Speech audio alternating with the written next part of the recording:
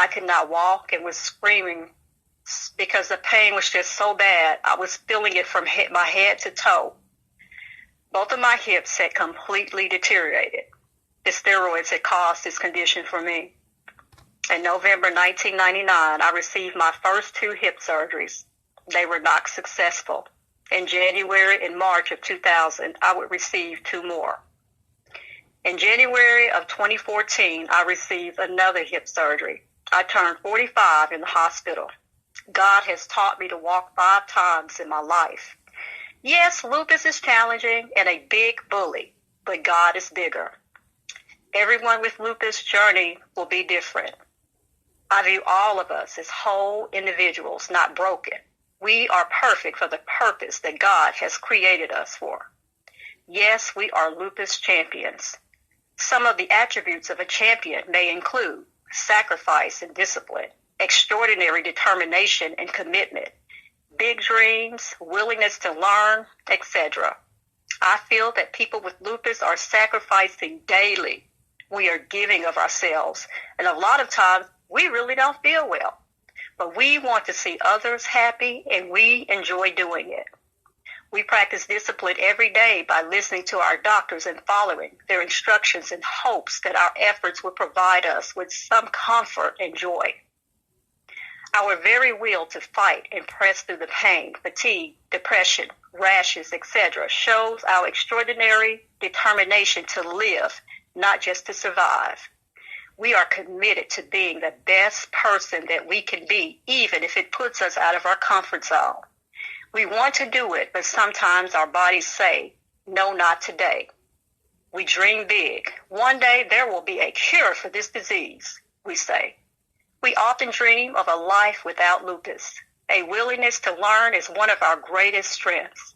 We are always searching for ways to make our journey with lupus more comfortable. We read books. We attend lupus health events. We join support groups. We are constantly asking our doctors questions about lupus and our medications in hopes that we may get a better understanding about our treatment so that we can strive to live as a fulfilling life as we can. We really don't feel well, but we want to see others happy a lot of times, and we do get a lot of joy out of this. We do. This is a very, very challenging disease. And I suspect I may have had lupus at 9 years old, but I was not tested. I really didn't even have the insurance to get tested at the time for this disease. But I know God is real. And I mentioned a lupus champion, but God is my victory. God is the victory. Now, Annette, are you associated with any lupus organizations in the state that you live in? Yes, ma'am. I am associated. There is a lupus organization in Hot Springs, Arkansas. Actually, that is the first. My rheumatologist referred me to her, Miss James Setta Smith. I contacted her, and she actually is the one that gave me information, my first information about lupus. It is located it's called the Lupus Foundation of Arkansas, Incorporated, and it's located in Hot Springs, Arkansas. And the president, CEO, is Miss Jane Setta Smith. And she also put on health fairs and things for people in Arkansas, or there are people that come from outside of Arkansas to attend. Do they have any upcoming events? There is an upcoming that is going to be, just a second. It is going to be at the main library in Little Rock, Arkansas, and it's going to be on the 11th. going to be on the 11th of May at the main library in Little Rock, Arkansas from 10 o'clock to 2 o'clock. Now, tell me the reason why it is necessary to get those who are affected by lupus to change their mindset from a lupus warrior to a lupus champion. Because actually, a champion, when I looked up the word champion, it says warrior fighter. So you want to be, we are already warriors, we are already fighters. The next step is to be a champion. And do you feel that there should be a champion campaign going on at this point? I really do feel like there should be a champion campaign going on. And I would love to get people aboard to help me support this idea. And how can people get in contact with you regarding the champion campaign? I can be reached at, my phone number is 501-786-6188, and my phone is always on. At any time, if anyone have any questions about the champion campaign, I realize that people are in different places with this disease, and that is okay. My goal is for everyone to see themselves as a champion. We are fighters, we are warriors, but we are, the next step, we are surviving. Yes, we are survivors, surviving lupus. Yes, we are lupus warriors fighting this terrible disease. Warriors and fighters equal champions.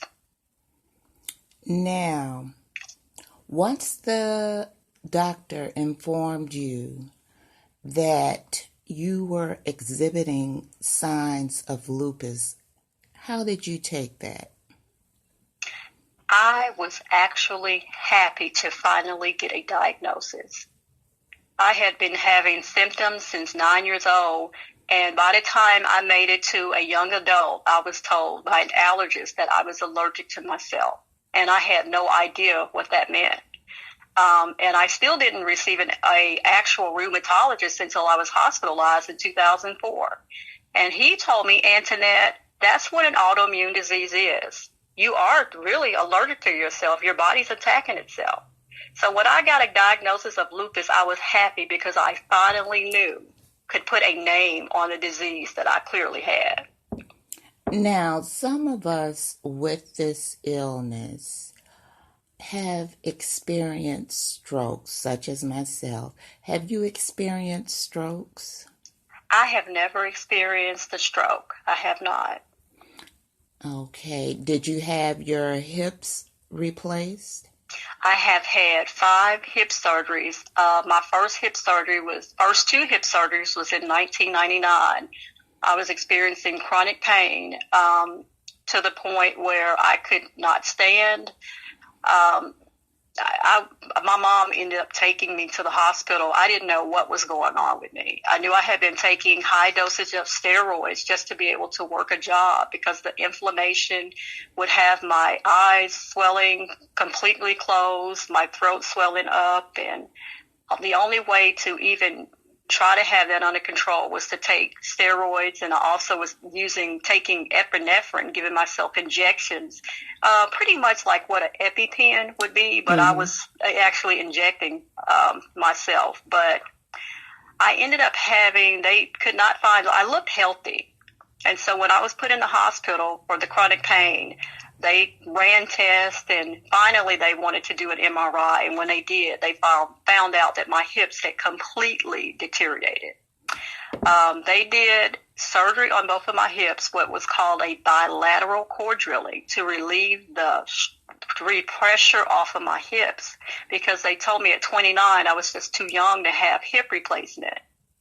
And so they done that, but it was not a success. I ended up still in 2000 having 2 total hip replacements. Now, when your family found out, how did they take it? Some of my family is actually still in denial.